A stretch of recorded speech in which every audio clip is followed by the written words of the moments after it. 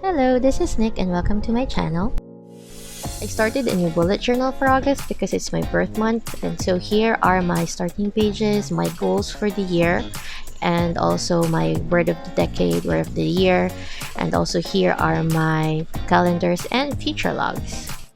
Now let's get started with August. This is the cover page and my goals, my finances, and my weekly page and daily entries.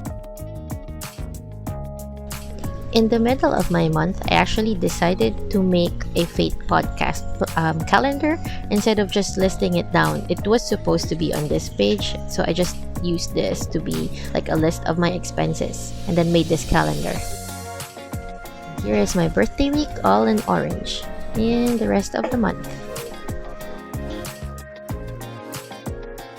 At the end of the month, I make sure I review my planner system and my goals. And now let's start with the September plan with me. So this month, I'm doing a sushi thing because I'm in a sushi making binge mood the past few weeks. So I opted to use these stickers, and here I'm just choosing which stickers I want to use and how to lay them out on my page. When I finally decided on a layout on how to put my stickers on, I realized the stickers are very thick, so it would be hard for me to actually write on the pages after I do this. So instead of sticking them, I started laying out my calendar and the other pages for the month. And I'm sorry if this keeps on blurring out because it's trying to focus, and because I kept on moving, it's all blurred. You see me marking my pages, I'm actually putting small crosses to help me align the lines for my calendar. I find this really helpful in making sure that the calendars are properly made or correctly made. I also flip my bullet journal to make it easier for me to hold the ruler because I'm not really good at making straight lines. Also, I'm not very good at writing, but I did try to incorporate some sort of kind of vintage Japanese theme here with my handwriting. And here I'm doing my Fate podcast planner. Again, I'm sorry about blurring things. It keeps on trying to adjust the focus and it can't focus because of the lines and me moving over and over again. But now that it has these lines now, the black lines, it's actually easier for the camera to focus. This calendar here is for my Fate podcast, and the measure of each square is 5 by 6. By the way, I'm using a Midori MD notebook, which is one of my favorite notebooks for bullet journaling. It's very fountain pen friendly, but lately I realized it's not very fountain pen friendly, so I'm a little disappointed with the notebook. I might change into a new brand when I finish with this one. So now that I'm done laying out my calendar, I'm putting back the decoration for my cover page and sticking the stickers on my pages. I really love these stickers, by the way. They're so pretty and the aesthetic that I really want. It's just there. Here I'm using a Zig Clean Color Real Brush Pen in black to put the lettering in, and also now I'm taking out some stickers to make everything in theme for my headers. I added more pages, but it's not in the camera anymore because my kids started disturbing me. But you'll see them in the next part of this video, happening right now. So for September, I opted to do a sushi theme because I've been in this sushi making mode for the past few weeks, and it just so happened that I got these stickers from a planner barter. So I bartered some of my fountain pen inks, and I got a lot of stuff in return. So some of the stuff that I got was actually this really nice foiled stickers. They are a little thick, so you'll see in the video that I actually decided to write everything first, or to lay out everything first before putting the stickers, because they are really thick stickers and you would definitely feel them at the back page while writing. Okay, so I wanted to do a Japanese sea sushi theme. I tried to do some lettering that I think would match. I don't know if it matches that well, but I'm really happy with how it looks like. So this is my calendar, and so it's been the same layout ever since, and I just really like it. So I still tried to do that lettering style. If it doesn't fit, if the whole word doesn't fit, I just put a dot at the end because it's like shorten it. And then What I did differently this month was to actually, aside from the events that are happening this month, I also wrote down the due dates of my bills or when I need to pay for something, because I don't know, I just thought I'd like to put more stuff in my calendar, because usually I make a monthly calendar. I don't put a lot of things in it. I don't have a lot of planned events like on a daily basis in my calendar. And since we're actually in quarantine, it's more, it's like I had even lesser things to do or to look forward to in a month. So my weekend is now empty. Usually my weekends are like jam packed with things, places to go to, and people to meet. But now it's just almost blank. So I decided to put my due dates there aside from my financial tracker. And then I have here the usual, my goals for the month. What I did differently this time was, aside from the goal, so that to make me come back to my monthly spread, because I usually don't look back into it until the end of the month, and then I realized, oh my gosh, I forgot to do this goal, or I lost track of this goal, because like after the first week I don't look into this one anymore. So I made a tracker here, just a small tracker, because I'm not that big on trackers. Like, I like tracking things, but if I make a tracker, I find that it gives me more anxiety to fill it out, and then I just don't want to touch my bullet journal anymore if I miss doing something. So, and I don't like having a lot of blanks in my tracker page, because it like a blaring, you failed, you failed, you failed. It's like, it feels like that for me, and I don't like it. But I do know that I like tracking. I like checking things off or coloring boxes. That means it's done. So I made the tracker as well. So like, I have a goal to upload 5 videos in YouTube for the entire month. So I just put in 5 boxes, and it's not even complicated, just do the thing. And then I want to have like 1,000 followers in my crafting knickknacks Instagram. So I'm at like 700 something right now. So I just put 8, 9, and 1K. Just color those in once I hit those milestones. And then my other goals are listed down. And then takda is my to-do list for the month. I gave it more space, although I think I still need more. But I'll just probably carry them over in my weekly spread. And then things to remember. These are also actually like to-dos, but not really strictly to be done this month. It would be good if I did them this month. It would also be okay if not. Although some of them I really do have to do, like pay for something. But I don't know when that's coming, and it's not really a big to-do. So I just need to remember that I need to pay for something that I bought like as a pre-order. And then I have this, like, do not use your credit card unless it's for family, because if you've been following me on Instagram, like, you know that early this year I actually paid off my credit card, but then the quarantine happened and I didn't like to use my cash, and I didn't want to put my debit card information out there in the interwebs. So I just used my credit card via PayPal, and I've been purchasing like crazy. So my credit card now has debt again. So I told myself, okay, stop buying things unless it's like for family and it's important, like my kids' diapers or groceries. That's it. And the thing is, I could pay in cash, but I don't want to touch money because of the virus. Like, it's so hard to disinfect money, especially paper money. So I opted to just, do cashless transactions. And so since I like started using my card, I started using it for online purchases for myself. Like, and to be fair, all of my purchases, even though are kind of not needed, it really improved the quality of my life. Like, retail therapy aside, okay? Like, I bought stuff for my desk so that I have a proper work desk and proper equipment for work and stuff like that. I mean, equipment that the office is not providing. Of course, they're providing the laptop and stuff.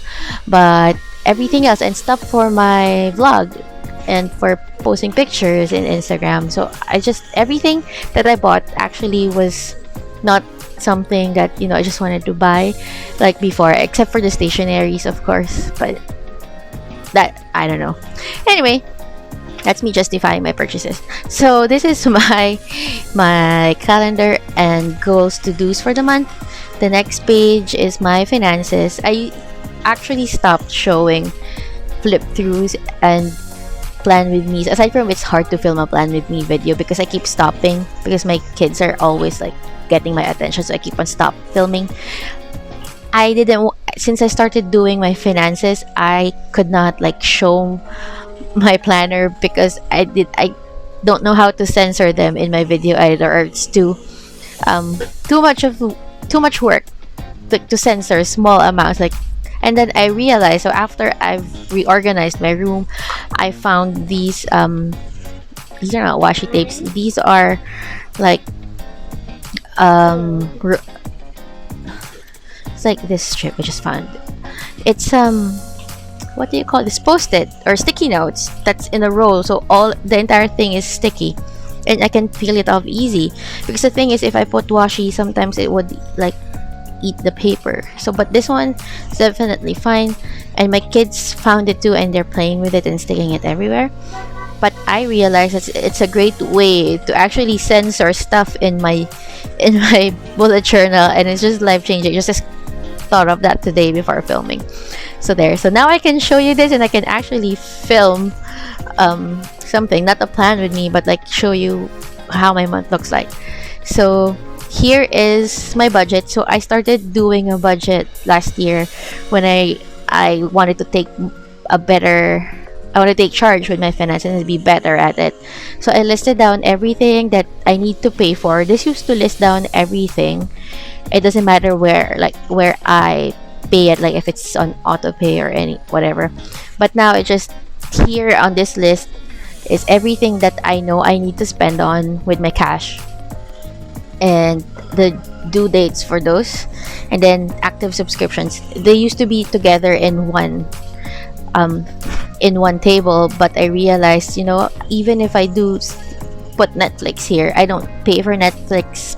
I don't do that effort of paying for it because it's on auto pay. So I put my subscriptions in a separate category, and also this way I know if I need to cancel something, I know which subscriptions I am doing. Ever since I started doing an active subscriptions list, I actually stopped like 2 subscriptions that I wasn't using for months because I didn't write them here.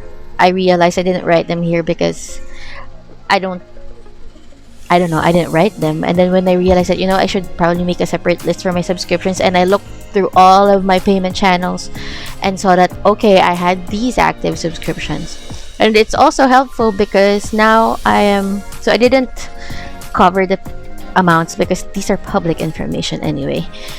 So like, for example, I have annual subscriptions, and I would know when I would expect to be debited, because it happened before. Like, I tried this thing and I really enjoyed it, and I subscribed for like an annual subscription because I figured I'd use it very well, and then 8 months into using the app, I stopped using it, and then I totally forgot about it, and then it bills me for another year, and it's like crazy. So now I put like when it's gonna renew in case I want to stop it, and the amount that I need to, that needs to be there.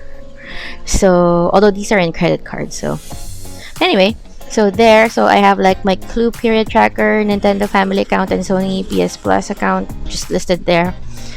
And then these 2 here are where how I actually budget my salary.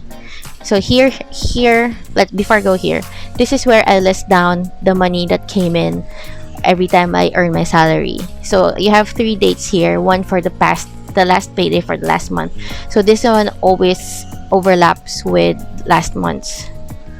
So you have here 27th of August, and you will also find 27th of August in this here.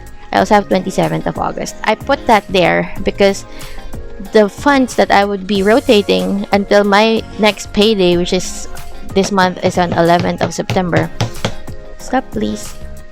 The 11th of September, I would be using the funds for this one to pay for whatever it's due or whatever I need to pay for or spend on. So I put it there so that like I have an idea where the money's coming from, or I just really like having it there. And then I put the 11th or the next pay, the first payday of the month, and then I put the last payday of the month again, because I actually budget that money here. So for the 11th, so this is what I pay for during the 11th. So I pay for usually the smaller stuff, that I have to pay for. They're all here, so that's why I have a more comprehensive list here, versus at the end of the month where it's actually the bigger payments. Like I pay my credit card at the end of the month, so it's a bigger payment, and this one here is a bigger payment too. And basically just these 1, 2, 3, 4, 5 categories, and all my salaries gone.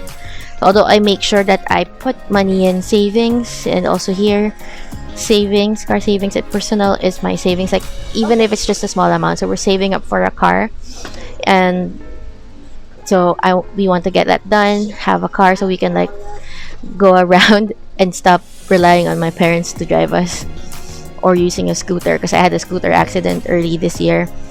So there. And then this page that I keep on failing to use, this is like the third time I tried it, or the second time, I don't know. I've been on and off trying to do an expense tracker. Last 2018, I think I really did a comprehensive spending tracker, which is actually good, except that I get lazy in filling it out. Like I fill it for the first 2 weeks and then forget about it the rest of the month. So but that one's in table form. This one is just free form, and I still forget to write. And it's not more of forgetting, it's more of it. Aside from forgetting to write, it's also because it's painful to write when you spend, especially when you purchase online with the apps like in Lazada or Shopee. So, but I want to be better at it. I want to list it down. I want to feel the pain of spending my money. So I need to put it here, because I can't physically touch the money and see it empty my wallet. So this is how I would inflict that pain, in a sense. So there. So I hope I get to fill this out, because last month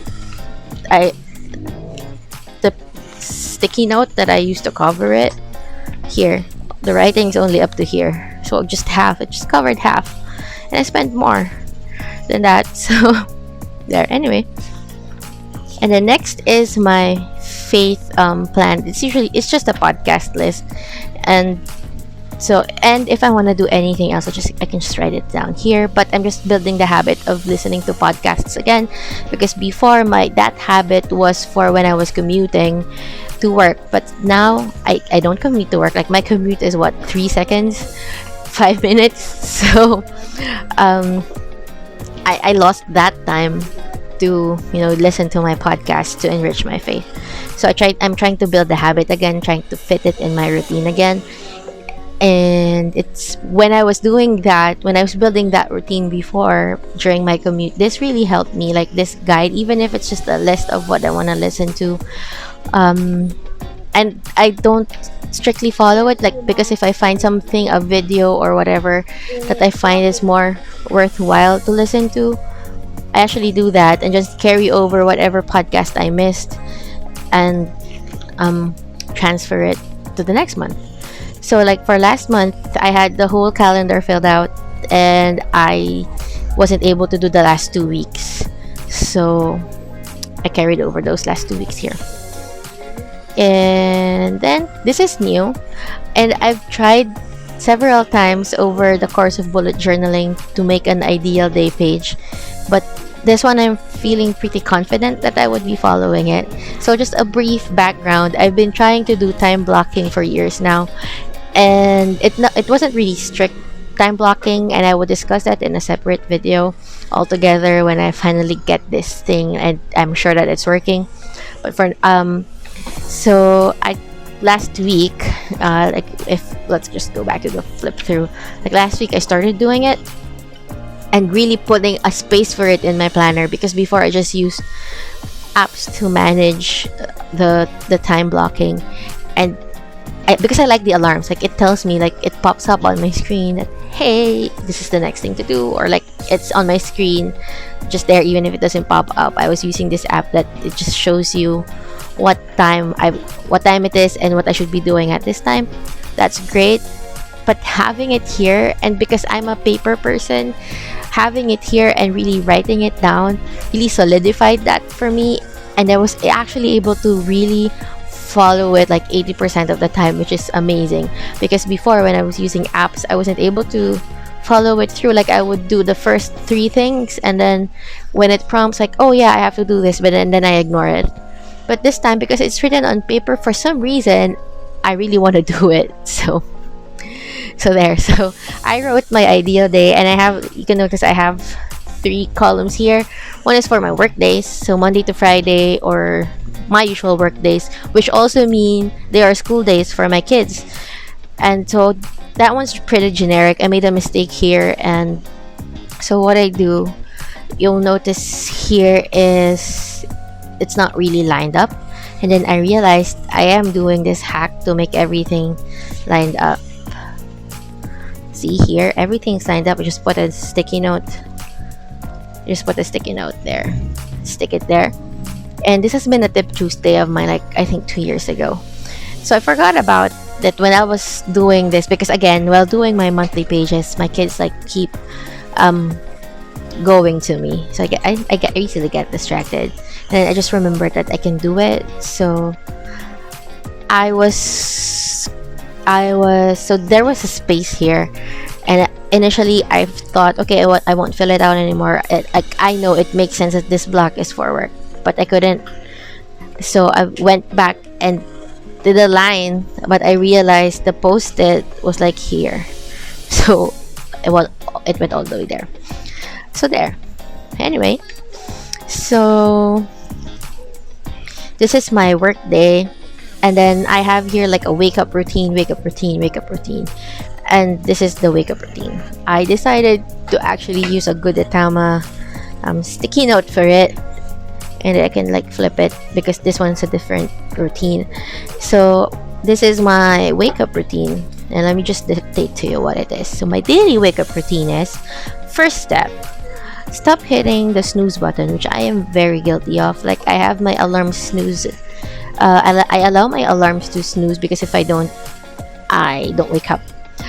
So it snoozes every 10 minutes, I think. But I have multiple alarms, so I have to stop hitting that snooze button and end all of my alarms. And then next is try to stay awake for at least 5 minutes, because even when I stop my snooze button, I fall asleep again. So actually 1 and 2 is like a combined step. And then step 3 is say a prayer of thanks. So when I know I'm not gonna fall asleep anytime soon, I pray, and that, thank you God, I'm alive. And then I stand up and go to the toilet and do your morning business there, like pee, brush your teeth, wash your face, and I'm ready for the day. And then the thing is, I have to resist the temptation of going back to bed, because sometimes I do that when I wake up and then it's near my kids' school time. So I wake up, go back to bed, and try to wake them up, but instead of waking them up, I actually fall asleep. So, because I'm so tired. So there, that is my morning routine. So it takes 30 minutes. Yes, it does, because all the snoozing and trying to stay awake for 5 minutes takes time. And then sometimes hours, and my husband takes over like the online classes, which we talked about, because I used to do this and I told him I cannot because I'm so sleepy, I'm so tired, and you're still awake. He's on night shift, but he's still awake. So I'm like, can you do it, please? So he's doing the online classes. And then, so why am I talking about my routine? So there, and then I have here like the kids' online classes plus their home activities. I actually wrote out a routine for it because it's one of my things to improve on, and I wrote it down here. So it's something I needed to implement, and very timely because it was end of the month already. So I was just thinking about things. This was the end of the month where we're doing like staggered timing for my kids' school. So I was like reflecting on how I do better, because I started both kids in school this week, or rather this month. My eldest started earlier, like a week earlier. We didn't enroll my youngest, and then after the first week, like in the middle of the second week of the school year, one of the teachers reached out to me and said, "Hey, we have an open slot for my daughter's age, because we didn't enroll her. We wanted to enroll her, but she sleeps so late, so we didn't want to, force her to go to school. But when my son is doing circle time online, when she realized that her brother is going to school, she really makes it a point to wake up. When we start getting out of the door, she would also get out of the door and stay there and join circle time. And my husband and I were like, oh, she's really ready for school. She really wants to do this. Too bad we missed enrollment. And then the teacher comes, and then I posted that on Facebook, and I'm friends with the teachers. And then one of the teachers reached out to me, the owner of the school, and she said to me, there's an open slot for her. Like, do you want to take it? And I said, of course. And then that's where all the chaos started, because it's hard to have two pre-K schoolers, and it's just crazy. They keep on fighting. So like when they're doing their activities, they're fighting more for my attention, wanting to touch each other's things and wanting to do each other's activities, and it's just crazy. This was the end of that week, like a full week, because we started mid second week, right? So last week was the third week, and it was third or fourth, but it was the first full week that my daughter was doing homeschooling, and it's just, we had so much backlog. Or is it the second week? Anyway, but it's just, there's so much backlog, and it's crazy. Although the backlog, to be fair, was because when they sent over her kit, it had all of the missed activities that she missed. So it's like everything's there, and we have to do it, and everything is there. So it's just crazy, and that's why I had to take out the homeschool planner that I forgot that I bought and stuff like that. So I had to fix everything, and so this was me brainstorming everything. It's just so timely that it's the end of the month, so I can actually list down that school routine as part of the ideal day. So it's all here, and I will talk about that another time, because I've been rambling on for a while now. And so that is my September pages. The next page would actually contain next week or this week, because you're probably gonna watch this on a Monday or Tuesday or a Thursday. And there. So there. Hey, you're too noisy. So there. Thank you I hope you learned something. Before I say thank you, I hope you learned something. I hope you got ideas on how to use our planner during this pandemic. If you're a mom like me that has schoolers, or just someone trying to get by and not stress too much about this pandemic, I hope you got something out of my bullet journal. For me, it's very functional, but I like adding decorative elements like stamps and stickers and stuff. So there. Thank you for watching. Bye.